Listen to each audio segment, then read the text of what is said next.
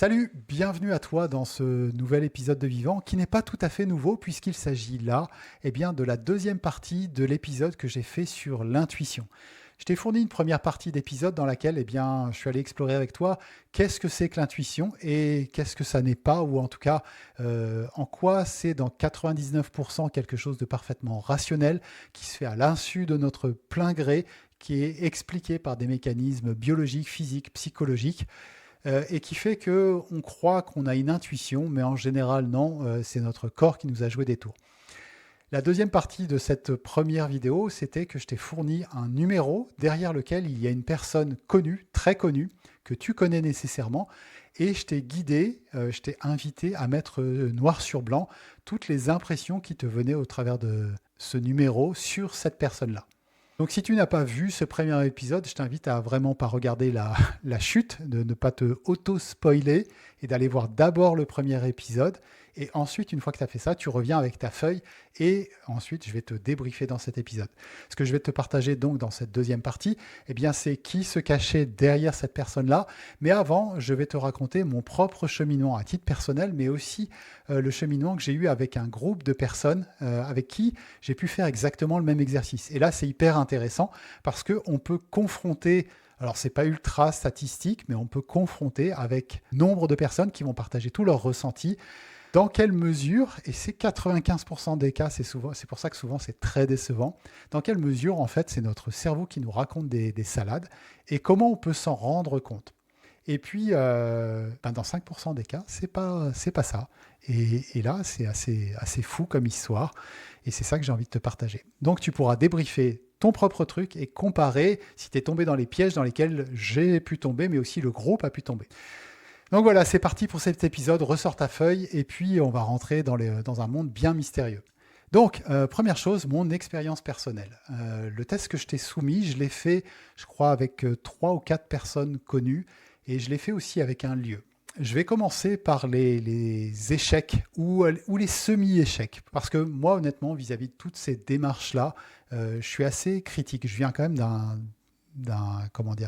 cadre de référence qui est plutôt scientifique, même si je prétends pas être un grand scientifique. Je suis assez attaché à des trucs qui ressemblent à X plus B, quoi. Et pas se raconter des histoires parce que ça ferait tout de suite un monde merveilleux avec des licornes, etc., auxquels on pourrait se raccrocher et qui justifieraient toutes les galères qu'on connaît dans notre vie. Voilà, moi je suis assez attaché à revenir sur le plancher des vaches. Donc c'est ce que j'ai fait, je me suis confronté à cet exercice-là. Et je crois que le premier ou les 2 premiers que j'ai fait, honnêtement, derrière le numéro qu'il y avait en question, oui, je pouvais aller voir dans tout ce que j'ai mis, toute cette série d'adjectifs, de dessins, etc., qui des fois n'avaient ni queue ni tête. Je pouvais dire qu'il y avait un petit 30% qui ressemblait à la personne en question. Je ne vais pas te spoiler les trucs au cas où tu irais faire par toi-même ces expériences sur le web, mais j'ai vraiment assez nettement vécu cette impression, tu sais, de quelque chose qui relève du mauvais horoscope, là, comme on peut retrouver dans Télé 7 jours ou à plein d'autres endroits, où forcément c'est tellement général, tellement tarte à la crème, que même statistiquement, avec tout ce que tu vis et toutes les situations qui t'arrivent, tu vas forcément brancher des tuyaux les uns sur les autres. Tu vas te dire, ah ouais, pourquoi pas. Moi, j'ai plutôt envie d'y voir le hasard statistique et je peux dire que sur les 2 premiers essais, quelques traits communs, mais rien de vraiment saillant, pertinent. Je vais te passer les 2 intermédiaires où là, je me suis dit, merde, c'est quand même bizarre parce que ce que je suis en train de décrire, même dans un des 2, j'ai intuité, je ne sais pas comment dire ça, le nom de la personne. Et donc là, je ne peux pas le sucer de mon pouce. Tu vas me dire statistiquement, si, il n'y a pas 50 000 personnes que tu connais, donc ça peut arriver. Et l'autre personne dont je n'ai pas trouvé le nom, les caractéristiques que j'ai pu trouver, pour le coup, sont assez convergentes. Et il y a plein d'autres personnes qui pourraient ressembler à ça, mais en l'occurrence, ce sont des caractéristiques de la personne. Et le dernier, c'est celui qui m'a le plus frappé, et c'est pour ça que j'ai envie de te partager un peu tout ce spectre de l'heureuse coïncidence au truc où moi, honnêtement, je vois pas comment j'aurais pu le sucer de mon pouce. J'ai dessiné, littéralement dessiné. Donc je repars avec une feuille, il y a un dessin tout pourri parce que je dessine hyper mal, mais un dessin où quand j'ai vu ce qu'il y a sur le dessin et j'ai vu le lieu en l'occurrence qui était affiché, je me suis dit, merde, là, ça, c'est pas possible. Parce que quand j'ai fait le truc, ce que je dessinais n'avait pour moi ni queue ni tête. Je dessine un lieu qui est un mélange d'un lieu avec une montagne, mais j'habite à Grenoble, donc je sais ce que c'est des lieux dans la montagne, mais qui n'a rien à voir, qui n'a aucune logique avec ce que je vois.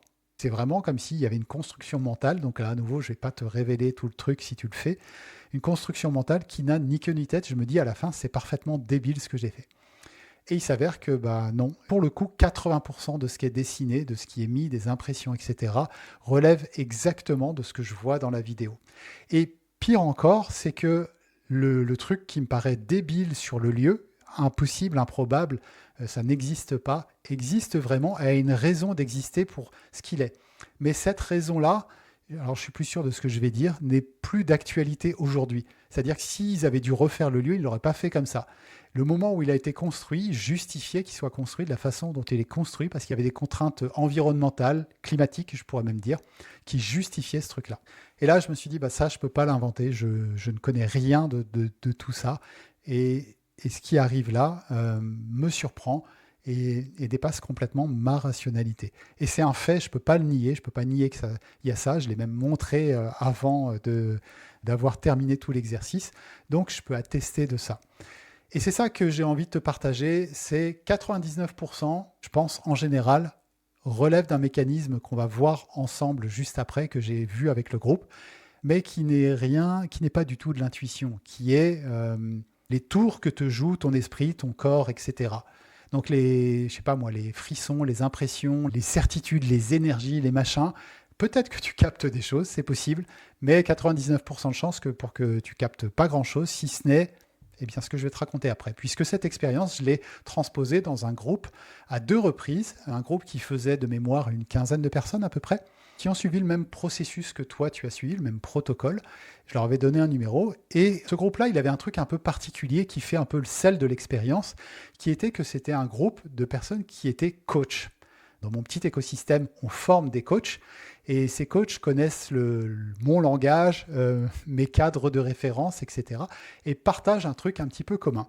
Et je leur ai soumis 2 personnalités, et je vais m'attarder sur la deuxième, c'est-à-dire ils ont fait une première fois l'expérience, ils ont dit « Oh putain, c'est dur comme expérience », et on l'a refait avec une autre personnalité, et je vais te dire ce qui s'est passé. Donc, on fait le petit processus, et puis à la fin, je leur demande, question par question, qu'est-ce que vous avez perçu ? C'est quoi la silhouette de la personne ? À quoi il ressemble ? Quelle est son énergie ? Dans quel milieu social il peut évoluer ? Qu'est-ce qu'il fait de son quotidien, etc. Et là, j'ai un milieu, j'ai un parterre, entre guillemets, de gens qui sont coachs, et dans le milieu du coaching, bienvenue chez les licornes. Vas-y que ça te vend de la bienveillance, une énergie douce, de l'harmonie. Et qu'est-ce qu'on retrouve dans les mots qui sont employés chez la plupart des personnes ? Eh bien, on retrouve ça. C'est-à-dire qu'on retrouve ces mots de générosité, de bienveillance, d'harmonie, de douceur, de contribution, d'aide.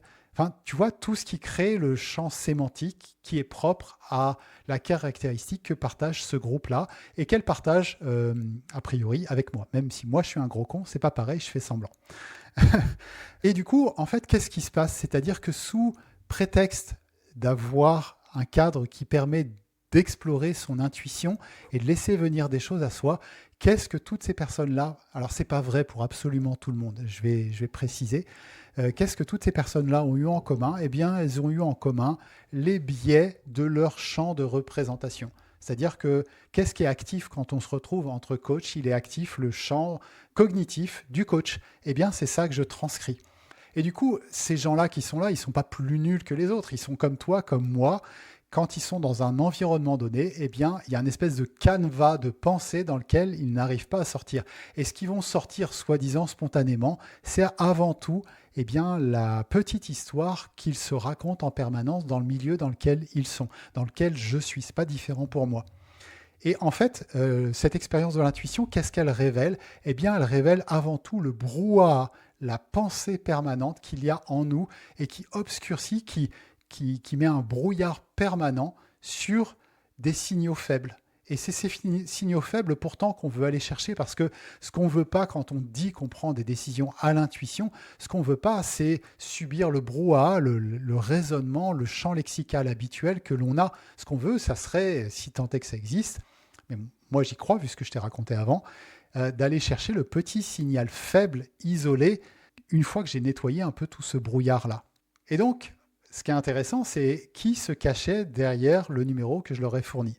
Eh bien, la personne qui se cachait derrière, la première fois, je crois que c'était Sœur Teresa, un truc comme ça. Et puis la deuxième, j'ai volontairement tranché, pour le principe de l'expérience, j'ai pris Mike Tyson. Et Mike Tyson, bien sûr que c'est pas un cœur de pierre, etc., mais l'énergie, tout ce qui dégage, tout ce qu'on devrait en percevoir en premier lieu, c'est pas du tout le champ lexical qui est avancé. Donc là, il y a un énorme décalage que j'avais fait volontairement. Et là, il y a une personne qui s'était beaucoup exprimée la première fois lors du premier test et qui s'était rendu compte à quel point elle avait raconté de la merde, des conneries, quoi, et qui l'a dit « Mais moi, Davy, regarde ce que j'ai dessiné ». Et là, elle a dessiné un point fermé avec un gant de boxe. Elle a mis, alors j'ai plus les mots exactement en tête, mais elle a mis violence, coup, détermination. Elle a mis noir, au sens, c'était la question, quelle est la couleur de peau.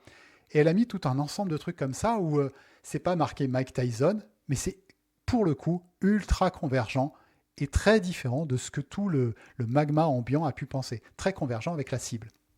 Et ça n'arrive qu'à quel moment? Ça arrive à partir du moment où on se dit je fais de l'espace et je prends vraiment ce qui vient, même si c'est débile.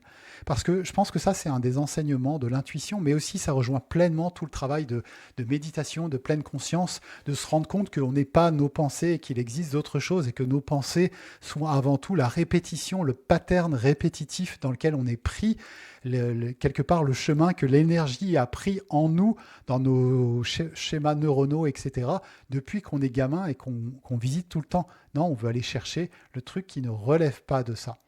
Et là, c'est ce qu'elle a pu faire. Et c'est exactement ce qu'elle a raconté, c'est-à-dire, j'ai cru que c'était débile, un peu comme moi avec mon histoire de lieu très bizarre. J'ai cru que c'était débile, et pourtant, eh bien, c'est finalement ce qu'il y a de plus juste. Et ça, c'est un vrai enseignement, c'est-à-dire qu'à partir du moment où je veux vraiment aller chercher des réponses qui ne soient pas ce que j'aurais dit en réfléchissant beaucoup, eh bien, il faut que j'accepte d'avoir tort. Il faut que je m'ouvre au fait que je raconte des conneries. Je me raconte des conneries. Je me roule dans la farine en permanence. Et je me fais une idée de ce qu'est la réalité sur la base de cette pensée étriquée dans laquelle je suis prisonnier. C'est un peu toute cette histoire du code, de la matrice dans lequel on est pris, de la Maya, de toutes ces choses-là que tu trouves dans plein de traditions. Eh bien, cet exercice d'intuition, il sert avant tout à révéler ça. Donc là, mon invitation, c'est que toi, tu regardes ce que tu as écrit et regarde le champ lexical que tu as utilisé. Est-ce que c'est ton champ lexical un peu habituel ou est-ce qu'il y a des choses qui te paraissent particulièrement sortir de ton habitude à toi, de ton truc à toi? Parce que maintenant, je vais te révéler qui se cachait derrière ce numéro 127. Derrière ce numéro 127 se cachait Barack Obama, l'ancien président des États-Unis. Donc je vais te partager quelques caractéristiques que je vais lire en même temps que je te raconte les choses.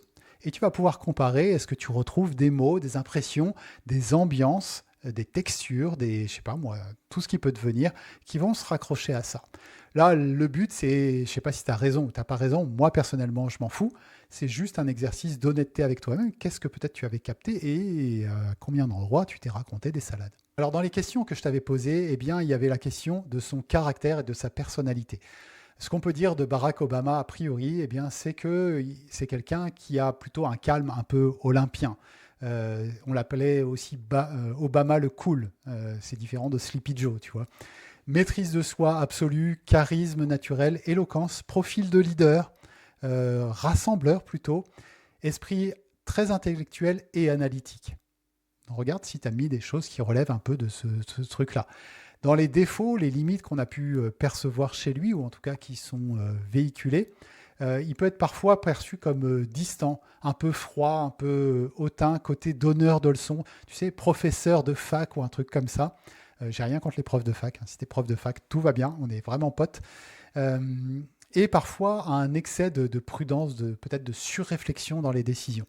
Ensuite, concernant son allure, eh bien, tu la connais, cette allure. C'est quelqu'un de plutôt grand, très svelte, élancé, une silhouette plutôt athlétique. D'ailleurs, on y reviendra après, il a cet attrait pour le basket. Au niveau du visage, il a les cheveux très courts, qui sont aujourd'hui devenus plutôt poivre et sel, voire sel. Il a en général ce grand sourire et puis les oreilles légèrement décollées. Sur un style vestimentaire, eh bien, il porte toujours un peu la même chose. Alors aujourd'hui, c'est peut-être plus tout à fait vrai, mais pendant longtemps, il avait son costume cravate sombre, assez caractéristique, parce que d'ailleurs, c'était un de ces trucs, c'est que je ne prends pas de décision sur les fringues, parce que en fait, j'ai mon énergie à mettre ailleurs et c'est pas le plus important pour moi, pour peu que ça m'aille bien. Donc c'est toujours bleu marine, noir, quelque chose comme ça, une chemise blanche impeccable, avec un style parfois décontracté, mais classique. Les manches retroussées à la chemise ou des choses comme ça.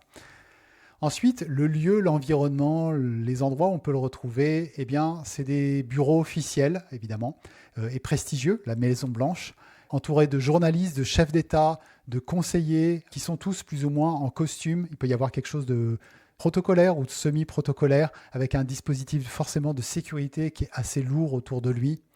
Et il y a une certaine notion d'élite politique, culturelle, intellectuel, je ne sais pas dire, mais il y a quelque chose d'assez élitiste finalement, de par la fonction qu'il occupe. Dans les activités, les actions qu'il a pu avoir, eh bien, le fait de parler au micro devant des foules, etc., ça fait partie de son truc de faire des grands discours, de saluer la foule de la main, en haut des marches d'un avion par exemple, d'avoir une gestuelle très précise quand il est en train de parler, le pouce qui presse l'index pour appuyer ses dires ou un argument. Il a évidemment signé des décrets officiels. Le rythme de vie, l'endroit où on va le retrouver, c'est avec un rythme qui est ultra intense, qui va être millimétré, mais abordé avec une démarche qui est toujours relativement souple et dynamique. Il a un but recherché qui est quelque part de convaincre, de diriger, de légiférer, et avec une notion de pacifier les choses. Je pense que ça fait partie des caractéristiques qu'on lui reconnaît, quel que soit le bord politique. Ensuite, dans la vie privée, eh bien, il est très axé sur le noyau familial. On a quand même beaucoup vu la première dame, Michelle Obama, mais on a aussi vu régulièrement la place qu'il donnait à ses filles, je crois. Il y a cette notion d'un couple assez proche qui a peut-être fait d'ailleurs qu'il ne s'est pas représenté ultérieurement parce que c'était un vrai enjeu de vie de couple, assez complice aussi et peut-être protecteur, je ne sais pas si on peut dire ça comme ça.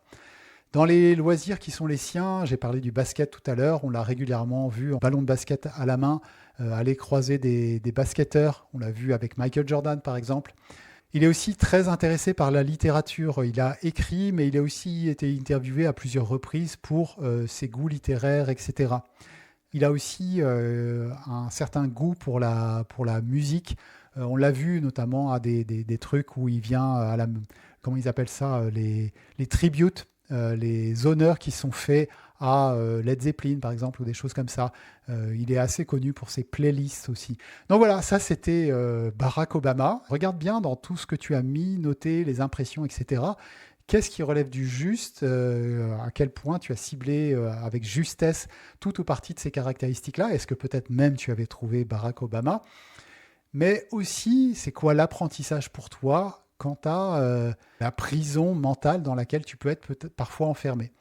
Et la dernière chose que je voudrais te partager dans ce podcast-là, c'est peut-être ça le vrai enseignement. C'est pas que tu puisses ou tu puisses pas accéder à ça, c'est quelles sont les conditions dont j'ai besoin pour faire un peu le vide, avoir une vraie clarté mentale sur ce qui se passe en moi et faire la part entre la petite voix intérieure que j'ai toujours et ces vraies intuitions que je peux avoir.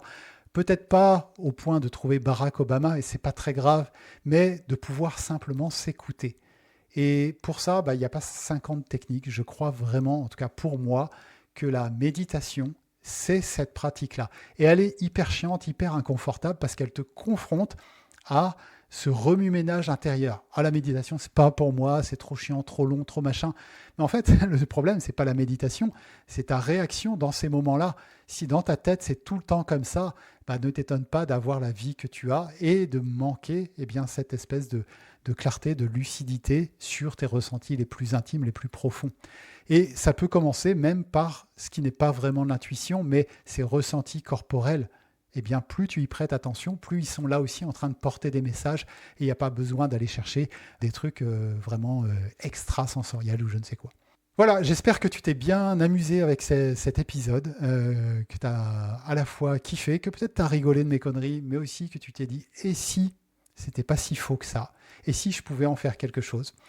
Si en tout cas tu as kiffé cet épisode, eh bien je t'invite à le partager à une personne, celui-là, mais aussi et peut-être surtout pour commencer le premier épisode sur l'intuition, à t'abonner, à liker, à mettre un commentaire si tu es sur YouTube. Mets-moi un commentaire, abonne-toi, like-moi, ça m'aide vraiment à faire démarrer cette chaîne-là au moment où j'enregistre, qui est à ses tout débuts. Et quant à moi, je te dis à très bientôt. Ciao, ciao.